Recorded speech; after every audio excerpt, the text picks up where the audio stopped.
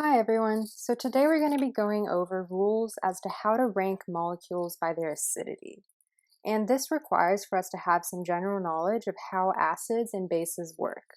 So acids are hydrogen donors, meaning they donate protons, also called hydrogens, to bases, which are hydrogen acceptors.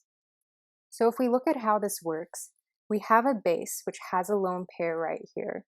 This lone pair is used to form a bond with hydrogen, forcing our hydrogen on our acid to break its bond with our acid. This leaves us with our base with its hydrogen attached, and our oxygen from our acid now has this lone pair, giving it a negative charge. So our conjugate base is left with a negative charge. Whenever we're ranking by acidity, we want to rank by the stability of our conjugate base. So the stability of our negative charge that our conjugate base has. In order to do this, we can use an acronym called AREO. A stands for the atom that loses a hydrogen and gains a negative charge. When looking on the periodic table, atoms going down and to the right of the periodic table are more acidic. So for example, comparing an amine versus an alcohol. The first thing that I like to do when ranking it by acidity is drawing what the conjugate base of our molecule looks like, meaning our acid after it's lost a hydrogen and gained a negative charge. So I'm going to go ahead and draw the conjugate bases of all these molecules, and then we can answer the questions. So I've drawn the conjugate bases of all my molecules, and now I can compare the stability of my conjugate bases. So going to the right on the periodic table, nitrogen versus oxygen. Oxygen is more to the right, meaning it's more electronegative. So more electronegative atoms can hold on to negative charge better. So an alcohol is a better acid than an amine. Going down on the periodic table, for example, sulfur versus oxygen. Sulfur is further down on the periodic table, meaning it's larger. Since it's larger, electrons can spread further out, and more spread out charges, less concentrated charges, are more stable. So sulfur is a better acid than oxygen. So now let's consider our letter R. R stands for resonance. When electrons can resonate, this is a delocalization of charge because electrons are moving around and delocalizing that charge, making it less concentrated and therefore more stable.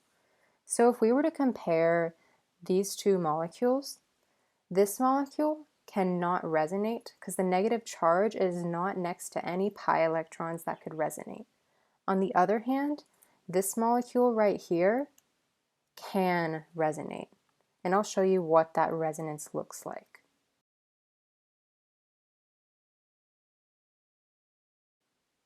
Both of these hydrogens were taken from oxygen, so the same atom, but since this conjugate base could resonate, it's more stable, so this molecule is a better acid.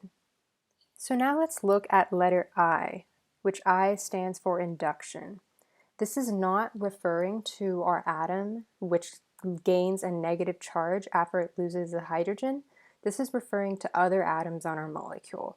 So if we have electronegative substituents on our molecule, these actually stabilize our negative charge because electronegative atoms like electrons, so they pull away electrons from our negative charge, making it less concentrated and more stable.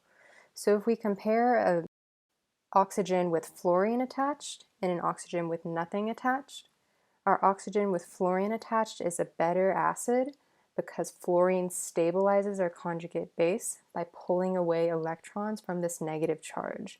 On the other hand, if we have electron donating substituents, so here we have a carbon group which isn't very electronegative, so I'm going to call it electron donating. This actually pushes electrons towards our negative charge, making it more concentrated and less stable. So comparing these two molecules, this molecule has electron donating carbons attached versus this one does not have as many carbons. So this one is more acidic. So now let's look at our last letter, which is O, orbital. sp hybridized hydrogens are most acidic, then sp2, and sp3 hybridized hydrogens are the least acidic. This is because sp hybridized orbitals are smallest, meaning the electrons are attracted to the positively charged nucleus.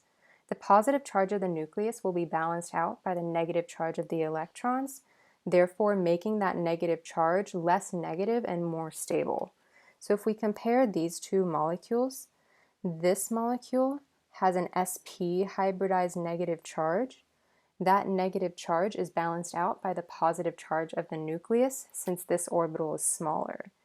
So because of that, this molecule is more stable, so this is a better acid. So let's look at an example question of ranking by acidity. The first step to any ranking by acidity question is drawing the conjugate base. So drawing our acid after the acidic hydrogen has left and the atom that had that hydrogen gains a negative charge. So I'm going to go ahead and highlight all of the hydrogens that I will be removing or deprotonating and draw what our conjugate base looks like. So now that I've drawn out what all of our conjugate bases look like, the first thing I want to do is look to see if our conjugate base can resonate. Because if it can resonate, this is a delocalization of charge, making our charge more stable. Automatically, I'm noticing that these two have negative charges that are next to pi bonds, therefore they can resonate. And I'll show you what that resonance looks like.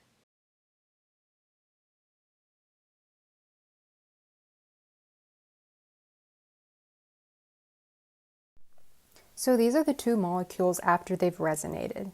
Now I want to look to see the atoms that are carrying the negative charge in the resonance structures of each molecule. So I can see here the negative charge is on an oxygen and another oxygen. Here though, our negative charge is on a nitrogen and an oxygen. Nitrogen does not carry negative charge as well because it's not as electronegative. So I'm going to say that our molecule that has a negative charge resonating across two oxygens is our number 1. And our molecule that has a negative charge resonating across nitrogen and oxygen is number 2. So since none of our other molecules can resonate, we want to look at the atom that's carrying the negative charge in our other molecules. Here we have a negative charge that's on sulfur, and in these two molecules, in both of them, the negative charge is on nitrogen. When we look at the Bean rule and the periodic table, atoms going down and to the right on the periodic table are more acidic. So sulfur will carry negative charge better than nitrogen because it's larger, so it's able to spread out that negative charge better and make it more stable. So sulfur is going to be a better acid, so I'm going to rank it number 3. When deciding between which one will be ranked 4 and which one will be ranked 5, I want to now look at inductive effects. Since both of these negative charges are on nitrogen, the only thing that's different is other atoms on the molecule, so other inductive effects. With inductive effects, we need to remember that more electronegative atoms will withdraw away electrons from this negative charge, making it more spread out and more stable. When comparing fluorine and chlorine, looking on the periodic table, this E right here represents electronegativity. Fluorine is more electronegative than chlorine, so it'll pull away more electrons from this negative charge, making it more spread out and more stable.